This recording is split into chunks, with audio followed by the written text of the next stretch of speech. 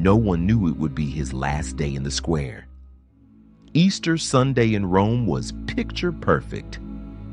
A soft breeze brushed the marble columns of St. Peter's Basilica.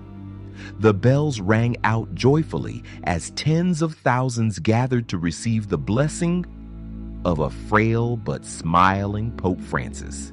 He appeared in his wheelchair, dressed in white, surrounded by security, but his focus was always on the people.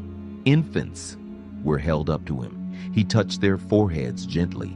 Mothers wept. Veterans bowed. Tourists gasped. And he silently, simply smiled and raised his hand in blessing.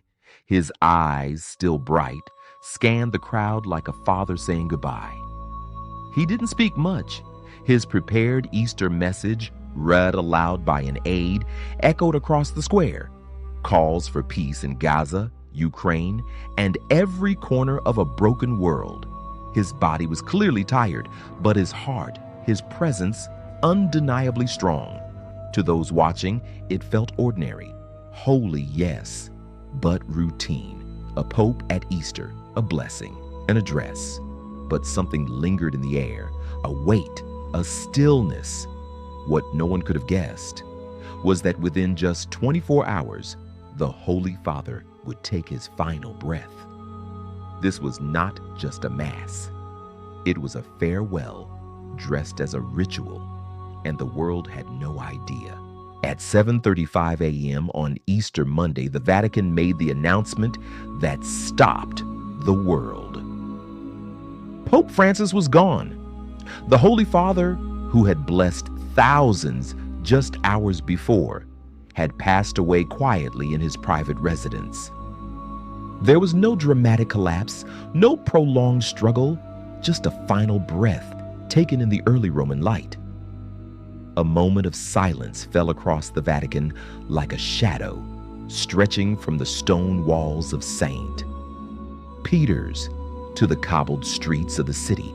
People cried openly in the square. Some knelt. Others simply froze, as if the air had been pulled from their lungs. Vatican guards lowered the flags to half-staff. The bell tolled in slow, heavy rhythms. Across the world, news anchors interrupted programming. Breaking: Pope Francis dead at 88. In New York, Chicago, Los Angeles, candles were lit. Churches opened their doors. Even those of other faiths paused to mourn the loss of a man who stood for peace, humility, and the forgotten. Just weeks earlier, he had been hospitalized for pneumonia, a complication worsened by a lung removal surgery in his youth. Still, he had recovered enough to make a public appearance for Easter. He didn't seem well, but no one thought this was it. The timing felt too poetic to ignore. The Pope's final breath came the day after he called for peace. The day after he reached out one last time to bless the poor, the sick, and the voiceless. Was it divine timing? Or simply the quiet end of a tireless soul? Rome wept, not just for a man, but for a father. The voice that had spoken for the vulnerable had fallen silent. And in that silence, the world began to listen. Before he became the shepherd of over 1 billion souls, he was just Jorge Mario Bergoglio. Born in Buenos Aires to Italian immigrants escaping fascism, he grew up on cobbled streets, not marble corridors. He worked as a janitor, a chemical technician, even a nightclub bouncer.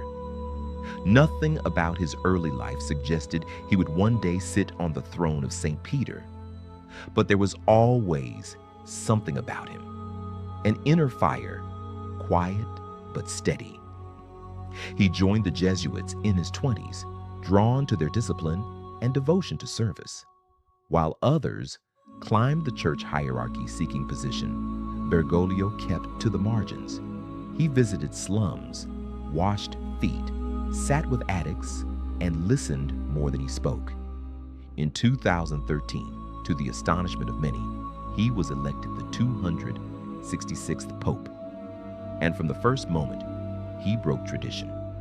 he chose the name Francis, not for power, but for poverty, not for glory, but for humility. He refused the ornate papal apartments, opting instead for a simple guest house. He ditched the golden cross for a plain iron one. When offered a limousine, he asked for a Ford Focus. To the powerful, he was a challenge. To the poor, he was a brother. He embraced those others looked away from, the disfigured, the incarcerated, the refugee.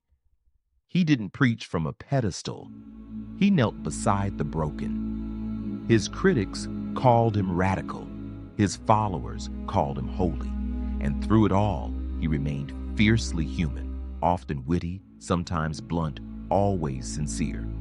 His Easter message, read just one day before his death, echoed every value he had lived for: peace, compassion, freedom, dignity for every soul.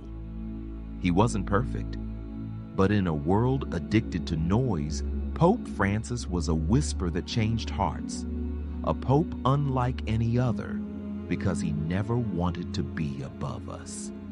He just wanted to walk with us. In life, he broke traditions with compassion. In death, he did the same, with humility. Unlike popes before him, Pope Francis had left strict instructions for his funeral. No pomp, no golden coffins, no display of wealth. Instead of the traditional triple coffin burial, cypress, lead, and oak, he chose a simple wooden casket lined with zinc. No elevated platform, no open display of his body, just stillness, reverence, and grace. And perhaps most unexpected of all, he would not be buried beneath St. Peter's Basilica, the resting place of his predecessors for centuries. He chose instead the Basilica of St. Mary Major, nestled in the heart of Rome, a place open to the public, surrounded by ordinary lives. It was where he had often prayed in secret, slipping in quietly after long days, lighting candles like any other soul in need. Now, it would be his final resting place. The world watched with tearful awe. World leaders offered their tributes. European Commission President Ursula von der Leyen said, "He taught us to love the voiceless." Italy's Prime Minister, Giorgia Meloni, called him a friend to the forgotten. U.S. Vice President J.D. Vance, who had met him just before his passing, said, "A light has gone out in Rome, but the warmth of that light remains."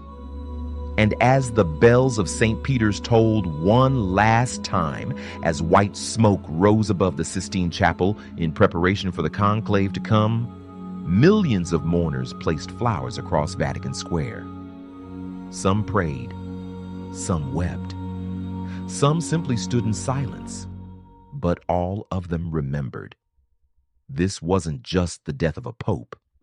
It was the closing of a chapter written in humility, mercy, and love.